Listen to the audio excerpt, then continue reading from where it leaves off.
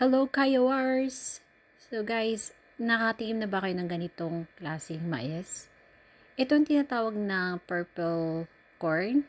Sa Tagalog naman tapol. So kung nakakain na nga kayo, swerte nyo naman guys. Ako, first time ko pang nakakain ito. Ngayon, binalatan namin para ilaga siya.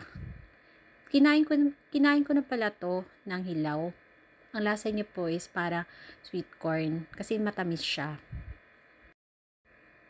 Ayun, nilagay ko na siya sa kaldero. Tapos nilagyan ko ng asin na tubig. At tinakpan ko na syempre. Sinala ko na rin sa gas stove. Ayun, kumulo na.